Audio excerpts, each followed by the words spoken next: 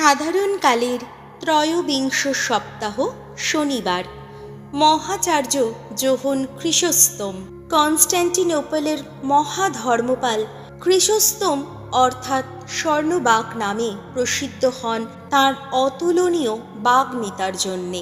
6 বছর ধরে পাহাড়ে বিজনাশ্রমের জীবন যাপন করার পর তিনি যাজক হয়ে বাইবেলের প্রতিকারীর ব্যাখ্যার পরিবর্তে ঐতিহাসিক বাস্তবিক ব্যাখ্যা দিয়ে 12 বছর ধরে আন্তিওক নগরে খ্রিস্ট ভক্তদের মধ্যে বাইবেল শিক্ষা প্রচার করেন।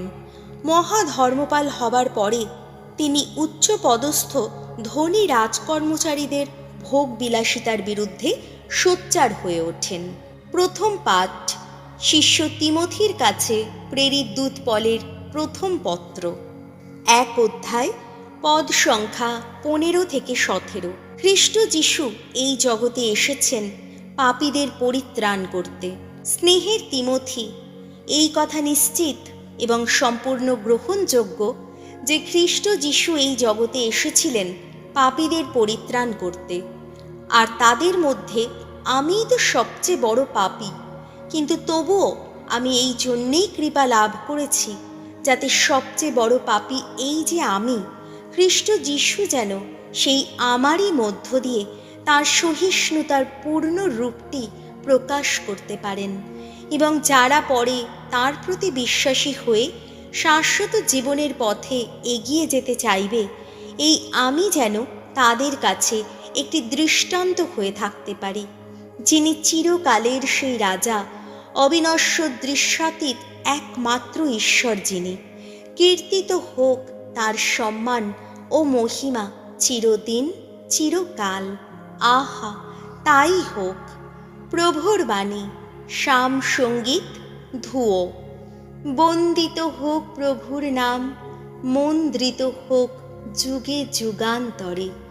ভগবানের সেবক যারা, তোমরা বন্দনা করো ভগবানের নাম, বন্দনা করো। ধন্য ধন্য ভগবানের নাম, ধন্য আজ, ধন্য চিরকাল। ধুয়ো। বন্দিত হোক ভগবানের নাম, মন্দ্রিত হোক যুগে যুগান্তরে। উদয়াচল থেকে সেই অস্তাচলে বন্দিত হোক ভগবানের নাম। সর্বজাতির ওপর ভগবানের আধিপত্য বিস্তার, নভমণ্ডলের ঊর্ধ্বেও তার মহিমার প্রকাশ। ধুয়ো। বন্দিত হোক প্রভুর নাম, মন্দ্রিত হোক যুগে যুগান্তরে। আমাদের ঈশ্বর ভগবান যিনি, তার মতো কেই বা আছে? ঊর্ধ্ব লোকেই তিনি নিত্য সমাসীন, তবু তিনি আনত হয়ে তাকিয়ে দেখেন এই আকাশের দিকে, এই পৃথিবীর দিকে। দীনজনকে ধুলি থেকে তুলে আনেন তিনি, আবর্জনা স্তূপ থেকে দরিদ্রকে করেন উদ্ধার। ধুয়ো। বন্দিত হোক প্রভুর নাম, মন্দ্রিত হোক যুগে যুগান্তরে। বাণী বন্দনা। জয় জয় প্রভুর জয়। কেউ যদি ভালোবাসে আমায়, তাহলে সে মেনে চলবে আমার আদেশ। তাই আমার পিতাও তাকে ভালোবাসবেন এবং আমরা তার কাছে এসে থাকব তখন। জয় জয় প্রভুর জয়। লুক রচিত মঙ্গল সমাচার, 6 অধ্যায়, পদ সংখ্যা 43 থেকে 49। আমাকে তোমরা কেনই বা প্রভু প্রভু বলে ডাকো, অথচ আমি যা করতে বলি তা করো না? যিশু একদিন সমবেত লোকদের বললেন, এমন কোনো ভালো গাছ নেই যে গাছ রুগ্ন ফল দেয়, তেমনি এমন কোনো রুগ্ন গাছও নেই যে গাছ ভালো ফল দেয়। কেননা ফল দেখেই তো প্রতিটি গাছের পরিচয় পাওয়া যায়।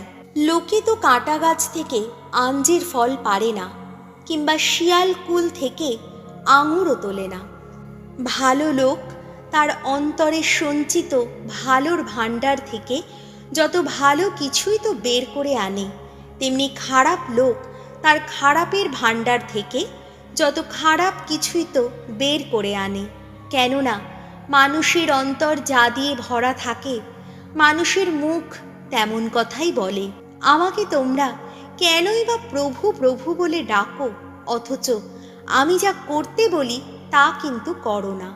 যে কেউ আমার কাছে আসে এবং আমার কথা শোনে আর মেনে চলে, সে কেমন লোক তা আমি তোমাদের বলছি শোনো।